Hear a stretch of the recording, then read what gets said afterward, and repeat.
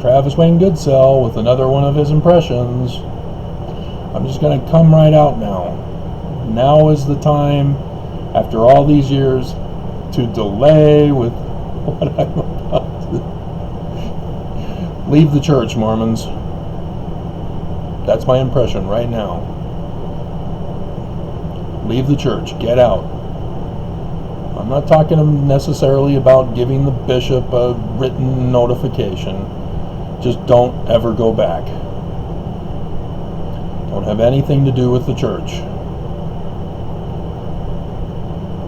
This is a warning. Not from me, from my impression. We're in the latter days. Mosiah 26:6. For it came to pass that they, the people of God,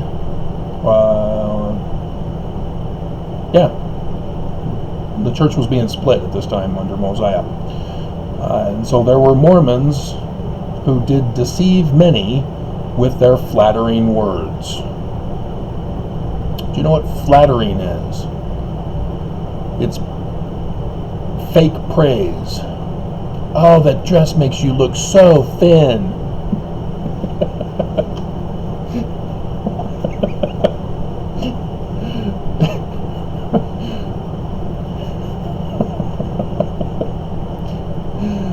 And there we go. Sidetrack. Derail the whole video. And did cause them to commit many sins. So that's what happens when people are deceiving you with flattery, pacification, or just outright deception, lies, and they get angry with you if you do not accept them, accept their lies. You know, they want you to commit sin. This is what's called compromat, where they get you in trouble so that they can hold it against you when you want to back out or betray them, snitch, rat, whatever you want to call it. Oh, wouldn't it be too bad if the police got word of what you did within the statute of limitations? It would be a shame for them to find out. So I expect you to do what we ask. You know, those kinds of things. Therefore, it became expedient that those who committed sin that were in the church should be admonished by the church. Well, the ones who are deceiving are the church leaders. That's my warning for you. Get out now. I continue. Doctrine and Covenants, section 10, verse 25. Actually, even before. 22. Satan stirreth them up, that they may lead their souls to destruction. There's my warning.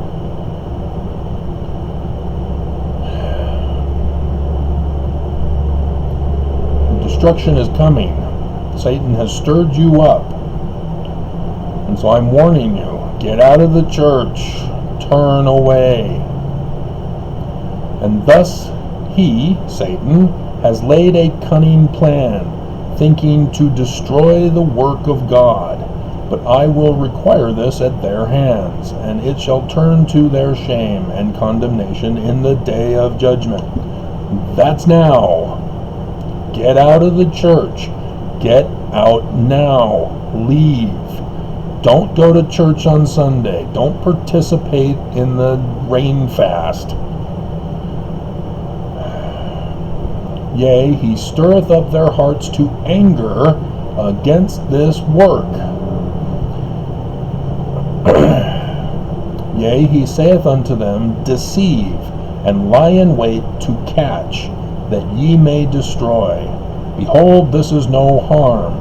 I have terrorists from the Mormon Church on my channel, commenting, putting thumbs down, who are specifically stalking me, angry with me, to deceive and lie in wait to attack with a hate comment and a death threat. They have been snared by Lucifer. And they hide behind their computer, thinking there's no harm. Nobody knows who I am. I can remain anonymous. As I put my thumbs down, as I use a fake channel name to attack. And thus he flattereth them, and telleth them that there is no sin to lie, that they may catch a man in a lie, that they may destroy him. This comes from Abinadi. The priests were interrogating him, hoping to trip Abinadi up, that they may catch him in a lie. They took his words out of context. They misinterpreted what he said, and in the end, they had to murder him. Get out of the church. Get out now, that they may destroy him. In the Book of Mormon, Helaman, chapter 6.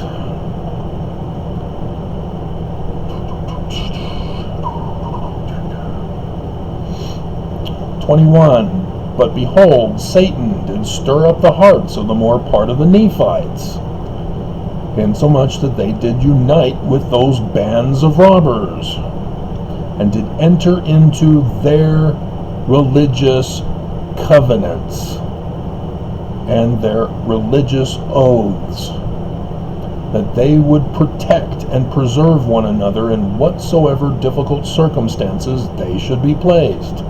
Get out of the church. Get out now. That they should not suffer for their murders, their plunderings, and their stealings. And it came to pass that they did have their signs, yea, their secret signs, and their secret words, that they might distinguish a brother who had entered into the covenant, that whatsoever wickedness his brother should do, he should not be injured by his brother, nor by those who did belong to his band, who had taken this covenant. And thus they might murder, plunder, steal, commit whoredoms, and all manner of wickedness, contrary to the laws of that country, their country, and also the laws of their God. Which means they're in a church that's a front for their criminal activities. They claim on the outside, we're religious people, we believe in God, we believe in being good, but in reality, behind the scenes, they are murderers, plunderers, stealers, rapists. So what is this sign?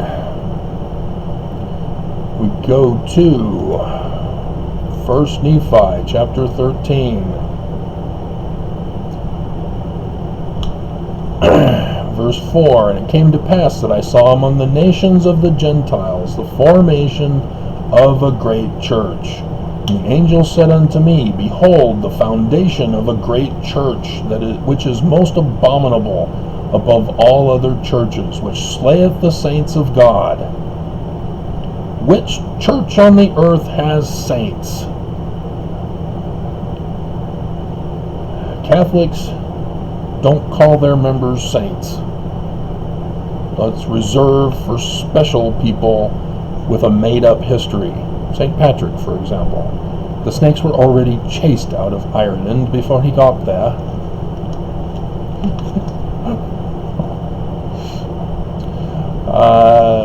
Which slayeth the saints of God, yea, tortureth them, and bindeth them down, and yoketh them with a yoke of iron, and bringeth them down into captivity. Are you familiar with slavery? Are you familiar with sex slavery? I've exposed this in the church. Get out now. Leave. Get out of Babylon. It is about to be destroyed. Doctrine and Covenants 1:16. And it shall come to pass that I beheld this great and abominable church, and I saw the devil, that he was the founder of it. And I also saw gold and silver and silks and scarlets and fine twined linen and all manner of precious clothing. They are filthy rich. Their buildings are elaborate and filthy rich.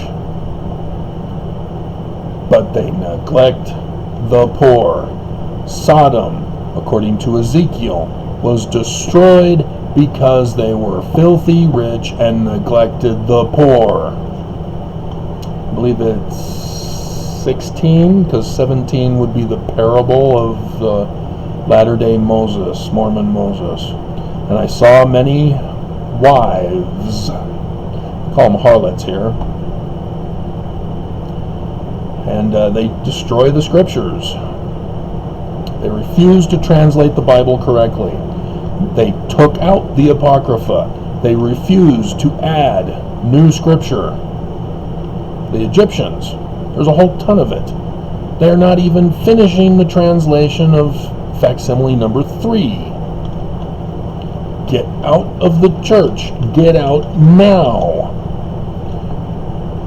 So again, I keep on going. We'll show you the symbol of that secret sign that's not only the garments, which has the masonry marks, the square and the compass, and the knee, which 76, maybe I should go to that first.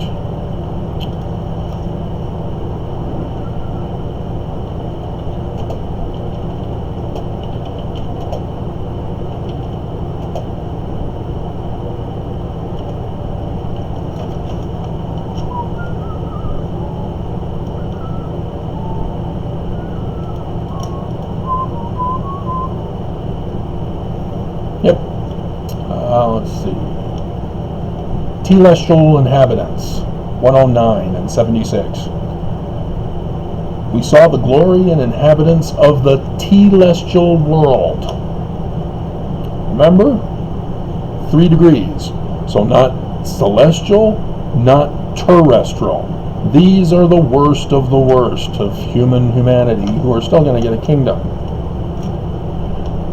That they were innumerable as the stars in the firmament of heaven, or as the sand upon the seashore, and heard the voice of the Lord saying, These all shall bow the knee, and every tongue confess to him who sits upon the throne forever and ever. For they shall be judged according to their works, and every man shall receive according to his works his own dominion. The terrestrial and celestial don't bow when they confess. But the confession isn't a confession for those who already know. It's a testament. I testify that Jesus is the Christ. To him who sits upon the throne. He doesn't even say Jesus Christ here. And he refers to the Most High Sun, thus Amen, of the Egyptian gods, the sun at noonday. Alright, so let's go back to 2nd Nephi. Is it 24 or is it 26? Nope, 24. In verse 12, How art thou fallen from heaven? A falling star, an inverted pentagram, not a pentagram, which is a star, an inverted pentagram, pointing down for falling as its symbol. O Lucifer, son of the morning. This goes back to the Vulgate version in Latin. Art thou cut down to the ground, which did weaken the nations? For thou hast said in thy heart, I will ascend into heaven. I will exalt my throne above the stars of God. I will sit also upon the mount of the congregation in the sides of the north. I will ascend above the heights of the clouds. I will be like the Most High. Celestial kingdom, if you're not aware. That is his symbol. At the end of this video, I will show you my wedding picture at the Salt Lake Temple doors with the keystone. The keystone means that the doctrines symbolized by the keystone are what are taught within.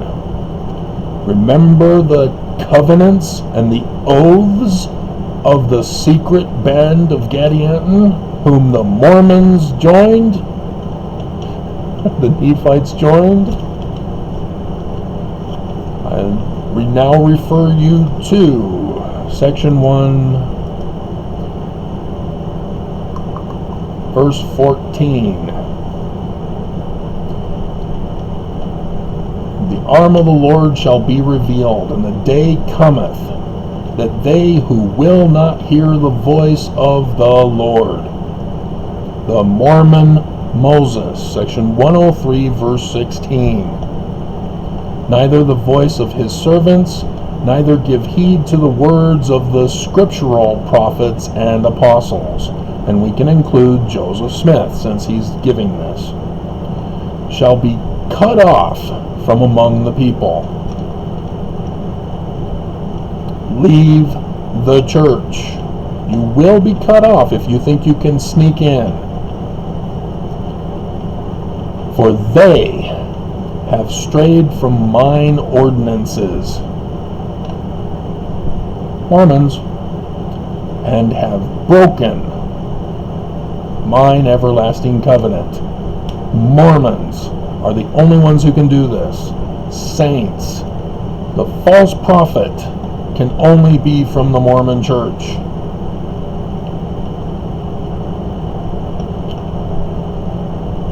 They seek not the Lord to establish his righteousness.